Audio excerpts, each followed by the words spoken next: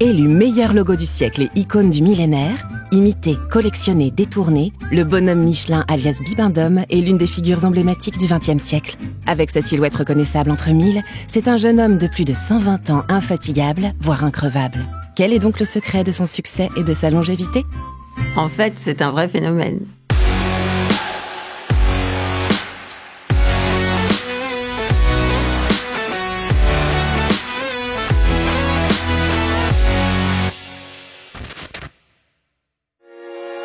Drôle, espiègle et jovial, il n'est pas seulement la mascotte la plus connue de la planète, il est une révolution sur le plan de la publicité. Il incarne autant les qualités techniques des pneus Michelin que l'identité et les valeurs de l'entreprise. Fiabilité, innovation et sens du service. Pour comprendre le phénomène de Bibendum, il faut remonter un peu en arrière. On est en 1894 à l'exposition universelle internationale et coloniale de Lyon. André et Édouard Michelin, les inventeurs du pneu démontable vélo, viennent présenter leur nouveauté, le pneu voiture. Pour cela, à l'entrée de leur stand, il y a une grande pile de pneus et Édouard Michelin se rend compte que si on lui ajoute des bras, ça ressemble fortement à un bonhomme. C'est comme ça que Bibendum est né. Marius Rossillon, qui est un dessinateur humoriste français, sera l'affichiste officiel de Bibendum jusqu'à la veille de la Première Guerre mondiale. Dans cette affiche, le personnage s'apprête à boire une coupe remplie de tessons de verre, de clous et de fer à cheval, sous le slogan « Nunc est Bibendum ». Une expression latine signifiant « c'est maintenant qu'il faut boire », car c'est bien là tout le bénéfice du pneu. Il boit l'obstacle. Cette première affiche est un immense succès. Elle est largement diffusée en France, puis en Europe, et lance véritablement la carrière de Bibendum.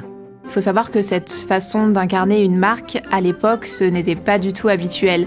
Que ce soit pour de l'eau, des biscuits ou même encore un vélo, on avait plutôt l'habitude de voir des femmes un peu plantureuses, dénudées, avec des fleurs ou des diadèmes dans les cheveux. Les frères Michelin et le dessinateur Marius Rossillon, dit Au Galop, vont aller dans une direction très différente, privilégiant l'humour et un personnage au plus proche de leur cible. Michelin représente Bibendum comme le bon vivant, mais surtout comme le génie de la route qui guide et accompagne les voyageurs lors de leurs déplacements. Autre coup de génie publicitaire, c'est en 1905, Michelin s'implante à Londres sur les terres de son rival et inventeur du pneu Dunlop, qui est un amateur de boxe anglaise. Bibendum lui décoche alors un coup de savate française. La guerre publicitaire est déclarée et donne naissance à des campagnes hautes en couleurs. Bibendum est partout. Héros de bandes dessinées et de films d'animation muets, il est aussi sur des affiches, des prospectus, des objets et même des vitraux. On le croise à tous les grands événements sportifs juchés sur des véhicules publicitaires ou au milieu du public. Il parade au Carnaval de Nice et à celui de Paris. Il aime surprendre, comme au salon de l'auto de 1952 durant lequel il se marie devant des spectateurs ébahis pour promouvoir la technologie radiale, l'alliance de l'acier et du textile. La force de Bibendum, c'est qu'il s'adapte et qu'il évolue constamment avec son temps. Au début, par exemple, il adoptait en fait les postures d'une classe sociale aisée, la seule qui peut s'offrir des véhicules, des voitures. C'est pour ça qu'on le voit fumer un cigare, porter une chevalière, porter des lunettes. Et ces attributs vont disparaître au fur et à mesure que la voiture devient accessible et se démocratise. Il part ensuite à la conquête du marché américain. Et là encore, il va s'adapter à la culture et aux besoins de ses clients. Les communications publicitaires vont alors encore une fois se diversifier.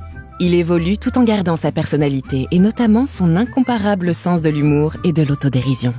L'autre force de Bibendum, c'est qu'il se met en scène et utilise son langage corporel. C'est comme ça qu'il communique en fait les messages de la marque et la performance des produits. Tout le monde l'aime, tout le monde l'apprécie et ça le rend universel.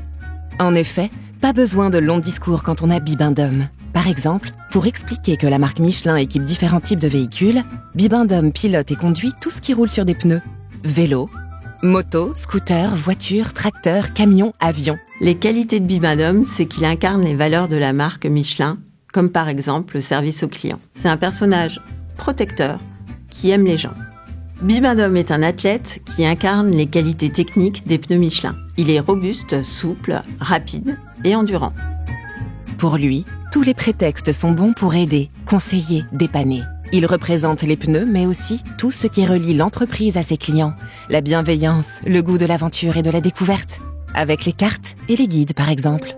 L'innovation est essentielle pour Michelin et Bibendum qui sont toujours à la pointe de la technologie. Par exemple, dès les débuts et les premières campagnes publicitaires, Bibendum est représenté derrière la paillasse d'un laboratoire de chimie ou encore derrière une machine-outil dans un atelier de fabrication. Dans les années 2000, il devient un personnage de synthèse en 3D pour accompagner la révolution numérique. Toujours en phase avec son temps, en 2018, il redevient un personnage en 2D avec des formes plus simples, plus dynamiques, plus graphiques, tout ça pour accompagner l'univers flat design d'Internet et les réseaux sociaux. Ce qui résumerait le secret de la longévité de Bibendum, c'est en fait sa modernité. En accord avec son temps, il a toujours suivi les avancées technologiques et montré une grande curiosité pour tout ce qui est nouveau, pour tout ce qui peut améliorer la mobilité et les produits des services Michelin. Michelin ne cesse de se réinventer et Bibendum continuera toujours d'accompagner ces changements, de quoi donner lieu à de nouvelles évolutions. Merci d'avoir regardé cet épisode de Michelin Stories sur Bibendum. Si vous avez aimé, abonnez-vous à la chaîne Michelin et n'hésitez pas à jeter un œil aux autres vidéos Michelin Stories, dans lesquelles on revient sur tout ce qui a fait l'histoire et le succès de cette grande marque française.